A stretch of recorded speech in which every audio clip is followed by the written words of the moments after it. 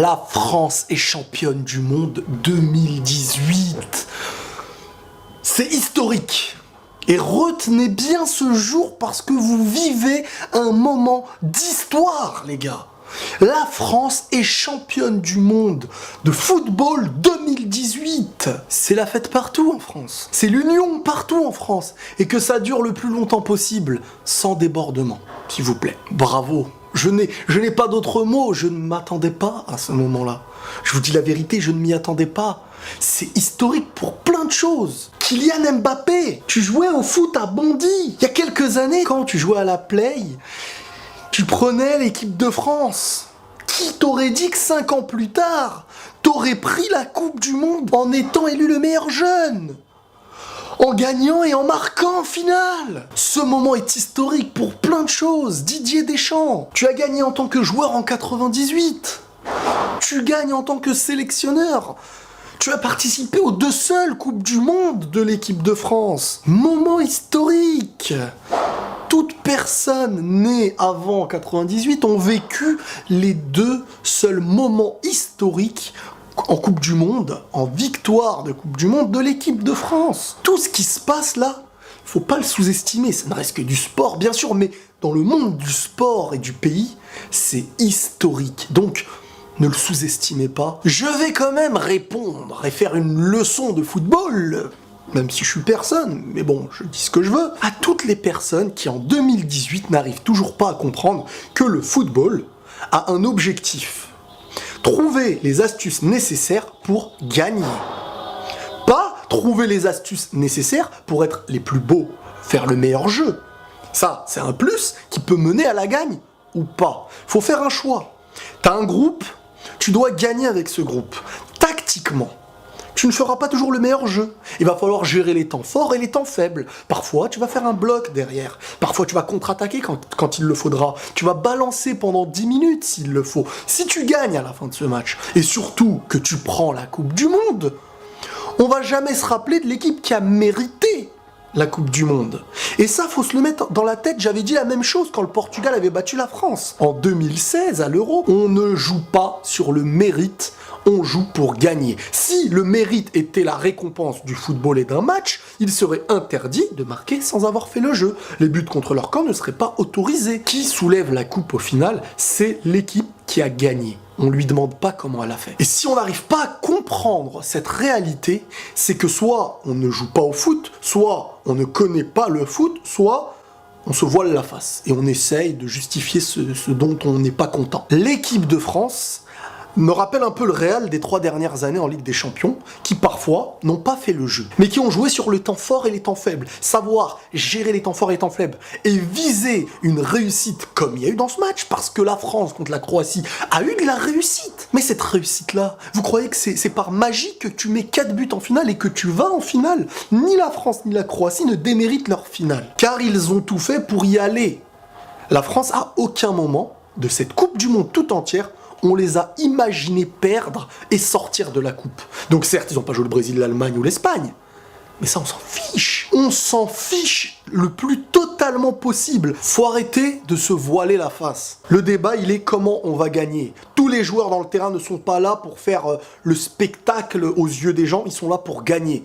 Et c'est pas pour rien qu'il y a des matchs où des équipes vont rester derrière. Tu crois vraiment qu'ils vont se dire « Attends, on doit danser pour plaire aux spectateurs ou aux téléspectateurs ?» Non, ils sont là et c'est ce qu'on leur demande. Les gars, il y a une tactique. S'il faut défendre tout le match et mettre une tête sur un corner, validé, ok, on a gagné. Et ça peut être le plus fair-play du monde, de jouer comme ça. À ne pas confondre avec le manque de fair-play, de faire des bêtises, de faire quelque chose qui est hors football, hors jeu. Donc, stop avec vos polémiques à 2 balles de gens qui ne veulent pas comprendre. La réalité du foot, elle est celle-ci. Maintenant, si vous êtes habitué à suivre dans une histoire footballistique le moment où l'équipe est la plus forte et la plus belle, comme quand le Barça était le meilleur, si vous, c'est ça, sur ça que vous vous basez, vous aimez que le beau jeu qui gagne, vous n'allez pas beaucoup le connaître. Vous êtes supporter peut-être de l'équipe d'Espagne, qui a fait un beau football, mais qui n'a pas été dangereuse, et qui est très vite sortie. Bref, la France est championne du monde. Et croyez-moi que si la Coupe du Monde, elle se gagnait sur de la chance, il n'y aurait pas que les grands noms du football qui seraient champions du monde. Et ouais, la Croatie, je vous tire mon chapeau aussi. Parce que vous avez fait un match et une Coupe du Monde qui a été belle en plus de ça. Tu vois, tu vas en finale en ayant fait quelque chose de beau. Il y avait un meilleur équilibre, j'ai envie de dire, dans la Croatie, dans le jeu. C'était un peu plus fluide. Mais j'ai envie de dire que dans le fait de gérer les temps forts et les temps faibles, il n'y a pas eu mieux dans cette Coupe du Monde que l'équipe de France. Et là, on peut me dire ce qu'on veut. Regardez l'enchaînement de buts quand il faut l'enchaîner et la réussite quand il faut le marquer. Ça me rappelle Henry dans le reportage de Mbappé, je crois, quand il explique que le PSG contre le Real Madrid, la différence d'une grande équipe avec une très très grande équipe, c'est que la très très grande équipe, il lui en faut une, tu marques. T'en as deux, t'en marques deux. T'as une demi-occasion et tu marques. Et c'est ce qui s'est passé avec la France. C'est pour ça que je la compare un peu au Real Madrid des dernières années. Tous les joueurs là que vous avez vus qui ont soulevé la coupe, et les remplaçants aussi, hein, toute l'équipe de France, des remplaçants, aux coachs, aux sélectionneurs, à tous ceux qui entourent cette équipe, ils sont dans l'histoire, ils seront dans vos livres d'histoire. La France a sa deuxième étoile éternellement. Ce jour est historique pour la France. Ne laissez personne vous dénigrer sportivement parce que cette coupe, elle est méritée. Pourquoi elle est méritée? Parce que vous l'avez soulevée, le groupe tout entier. Alors dans cette Coupe du Monde, on a eu les récompenses. Qui est le meilleur joueur de cette Coupe du Monde? C'est Modric. Il y avait la concurrence Modric et Hazard à mes yeux. Mais le mec qui va en finale a plus de chances du mec qui est en demi, à mes yeux, c'est comme ça. Sauf si en finale, il n'y a pas vraiment quelqu'un qui a explosé dans cette Coupe du Monde. Modric a quand même fait des miracles. Et Hazard méritait tout autant à mes yeux. Le meilleur jeune, les gars, c'est Kylian Mbappé, comme je vous dis, le mec élu meilleur jeune de la Coupe du Monde. Bon, je pense que c'est mérité quand même. Le meilleur goal, c'est Courtois, et le meilleur buteur, c'est Harry Kane. Les amis, comme je vous l'avais dit, tout s'est joué.